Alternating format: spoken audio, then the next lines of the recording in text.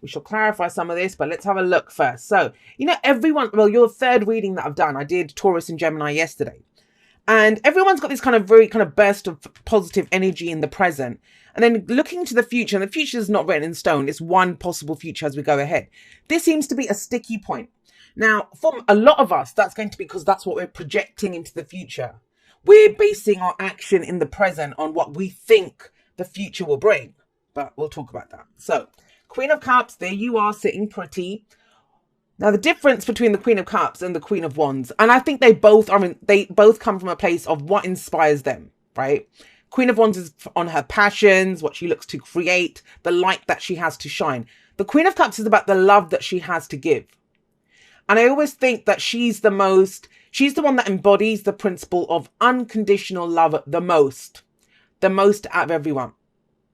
Now, I think unconditional love, when we say that, is one of those things that's very misunderstood, because unconditional love does not mean that you keep giving and pouring your love towards someone or a situation that is basically abusing them. You can still think about it. So I might love someone and I might tell them I love them.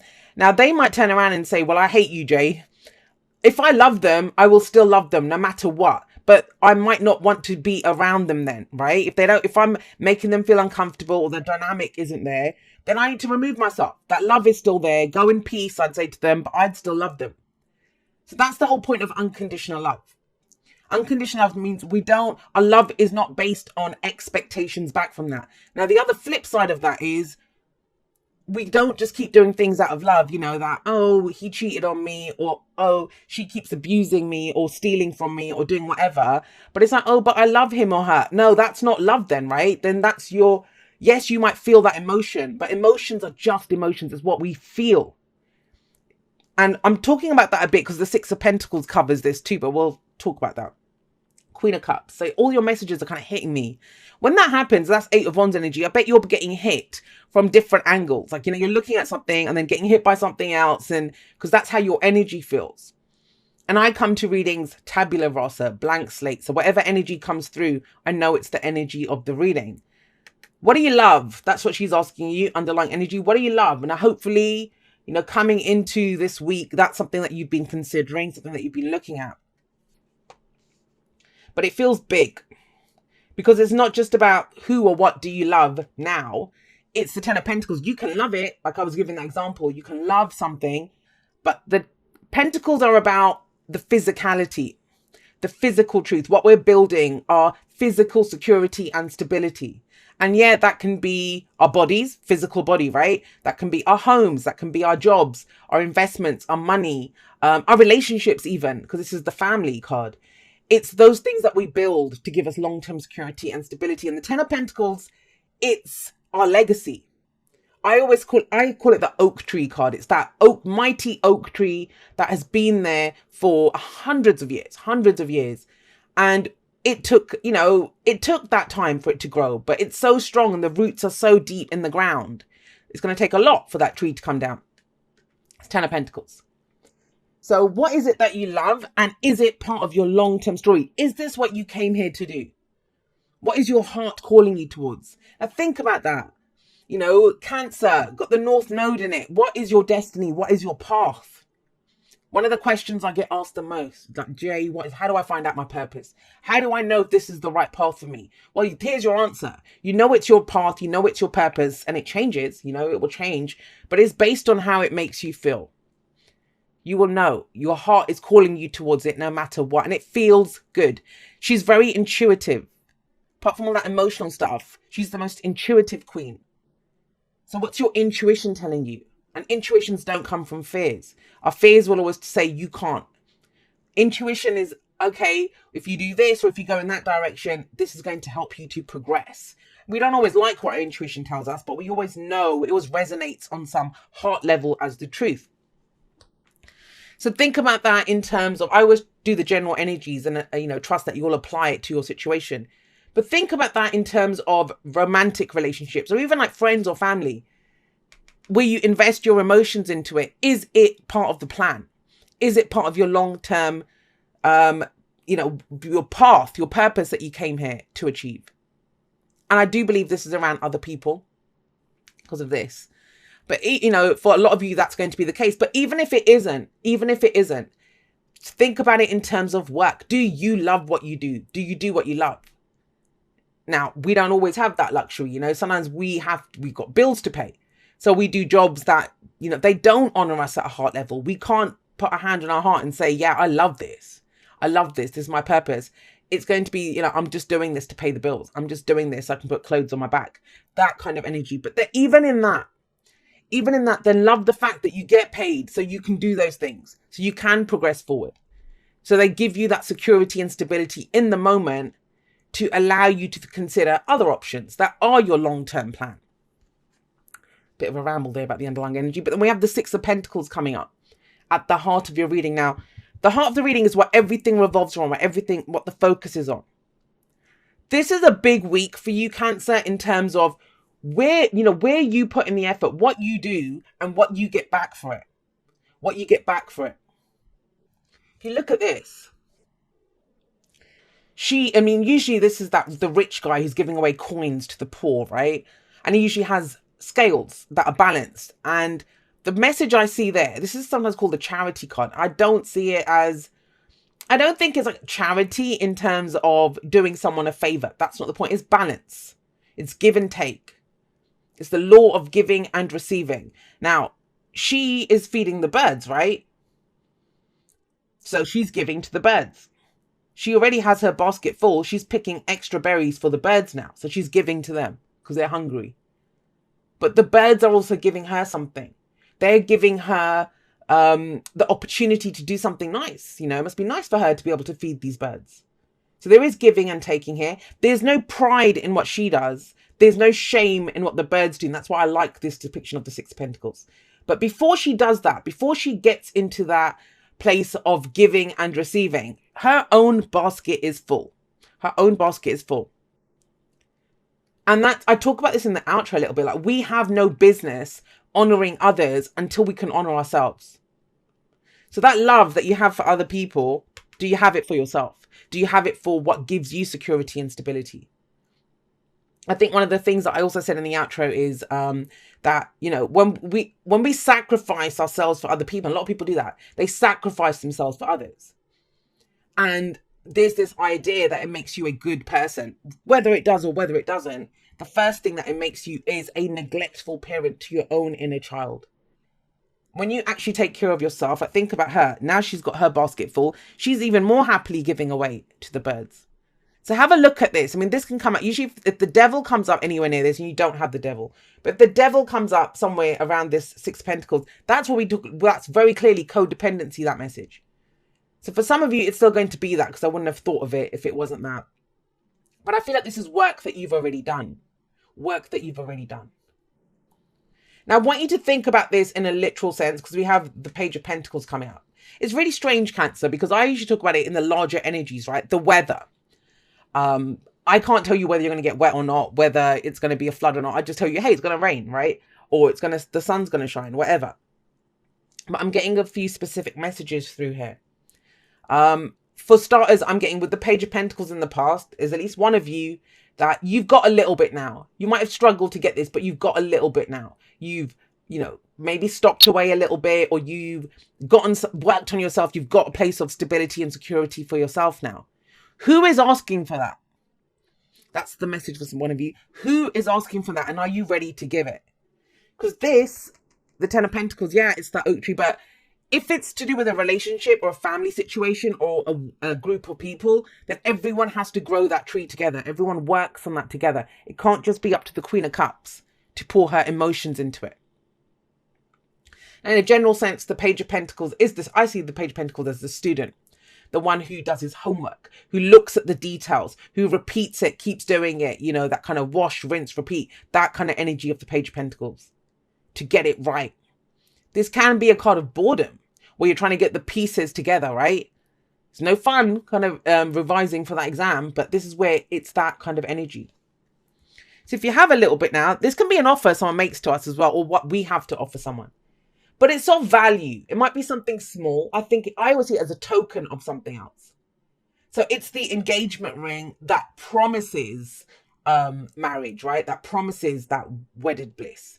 It's the contract that promises the job or the home. So I always see it as the token, but it's of value. It has its own value. Excuse me, Cancer. Now, so, we have this kind of question about your own personal stability. And so the reassurance here is that you have a place of stability now to move forward from. That's key to remember when we have the Eight of Wands coming up in the present. This is where the pace picks up. There's a call now, a call to action. Let's go. Let's go do something. Let's go ask the questions. Let's go get the information. Let's go have those conversations. And it comes from this. So some of you have had an idea of, oh, I'd like to have that. The business, the relationship, the whatever it is, the job. The Eight of Wands is saying it's time to act on it. These are when opportunities come in. But that doesn't mean someone knocks on our door and says, here's your opportunity. It's more, we go looking for it. We put ourselves out there. Queen of Wands right at the beginning, right? That we put ourselves out there to be a beacon for what's coming in. And when we see the Eight of Wands here, it's not the 8 wands flying through the air like usually we see in the Eight of Wands. We see these unicorns running towards us. And I would say, imagine yourself. You're standing on that path. You have these unicorns running towards you. Now, first of all, you're going to hear their hooves and they're charging towards you. And, that's going to be frightening. Thinking, what if there's a stampede and I'm going to get trampled by this? But then the beauty of it, they're bloody unicorns running towards me, like the fancy and the amazingness of that. I'm thinking of that Occam's razor. If you hear the hoof beats, think of horses, not zebras, right? But there's unicorns running towards you. It is finally coming in. There it is. Now, but what do? You can get trampled by it, knocks you out. You can jump on one of these unicorns. You can run with the unicorns. It's a fantasy. Of course we can do that. Somebody else got this message. But I feel like the pace is picking up. So what do you do with that? What conversations are you having? What are you communicating? How are you putting yourself out there more? Now, the thing is, out of this opportunity that comes in or whatever happens here, what we see coming up in the future, what's projected from this is the Five of Swords. So, it's almost like you're standing there, opportunities, you think I could do this and I could do that and I could do that. But you're cutting yourself off at the knees before you've even gone anywhere when you see this in the future, which is Five of Swords, that what's it going to cost me? Am I going to look selfish if I go for this? And this is the card of people that look selfish because they're ruthless. They'll do whatever it takes to get what they want. So there's a question here. What are you willing to do to get what you want? Now, with the Six of Pentacles coming up here, there can be a question mark around, oh, well, I've always given and, that give and take. But this is going for something for yourself. Now, I'll tell you this, in the long term, you will have more to give. You will have more to give if you go for what it is that you want, that energy. Doesn't have to be a fight. Forewarned is forearmed. If you see that, it doesn't have to be a fight. But if you're going to build something for yourself, if you're going to go and have a conversation or do whatever, then it has to be for the greater good of you, Cancer, first, right? Before it can be for the greater good of other people. And it's general, so it can go both ways. So you might be looking at someone else and thinking, they're so selfish.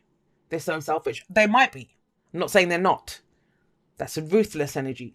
But what is it for you? What is it that you want? Fives, Agents of Chaos. I've been seeing them a lot recently because there's a transformation. There's a shift that's taken place. And it's almost like, we're going to piss people off. Excuse me. We're going to piss people off. When you start doing things for yourself, when you start going for things for yourself, of course, the people that you took care of or whatever, they're going to start saying, hey, where's mine? They're so used to relying on you. But if they can be patient, if they can give you that room to grow, that room to move, that can be movement as well, right? You'll have more to give people. And those are your true people that encourage your growth. Now, we have as your advice the King of Swords. The King of Swords, that's air energy. So there's the heart. If that's the most heart-based, unconditional love energy as an underlying energy to this, what we have here is the most logical energy coming up, the head-oriented energy. The King of Swords has massive amounts of knowledge. And I feel like this information that you get here this week, information gathering, conversations, finding out what it is that you need to know, Whether that's asking someone, hey, what are we doing with this? Or, because think about this. If this is, you've set yourself up, you've been giving, to a relationship, we'll say, or for work, and you're asking that relationship person that, oh, what are we doing? Are we committed? Or the work, am I going to get that promotion? Is there a chance for promotion? Now, when we get the answer, it might be, yeah, you can have the promotion, but you might have to put in extra hours or go for that course. Are you willing to do that? Because it might take you away from your family then, right? To do that. I'm giving examples of the energy. Or for a relationship, if you ask the question, they might turn around and say, well, nah, I'm not really sure. Can't we just keep doing what we're doing? That might not be part of your long-term plan. So then you might have to make a decision, well, this probably isn't my person then, if I want to go in a certain direction or go and do whatever. So there are decisions around that. When we get asked for information, then we need to know what we're going to do with it. He knows what to do with it. King of Swords. Now, this can be an advisor. So if you're kind of truly stuck and you don't know what to do, especially if it's something to do with finances or legal stuff, he's the lawyer, the consultant, the advisor. I often see him as like talk therapy around the King of Swords. Then go and talk to someone.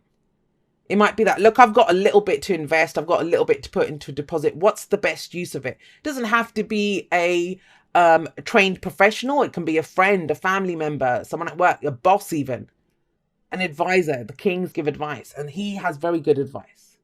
And he's not going to allow emotions to kind of come into it. He's going to be very logical. He has emotions. You have emotions. So if it's your energy, it's about knowing what you know, and you know it. That information is coming in. It will be cemented with that 8 of Wands. Right. So he doesn't do this. And I understand now why he's coming up as the advice, because he is so secure in what he knows. He's so secure in what he knows.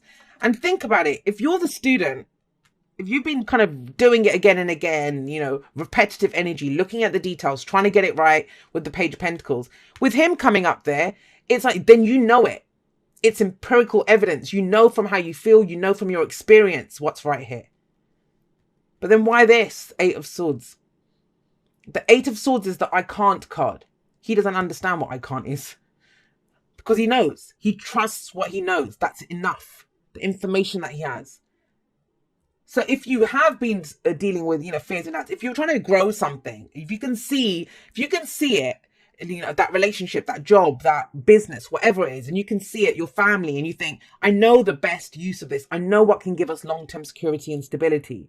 And I've got like the first seed of this, the potential for it.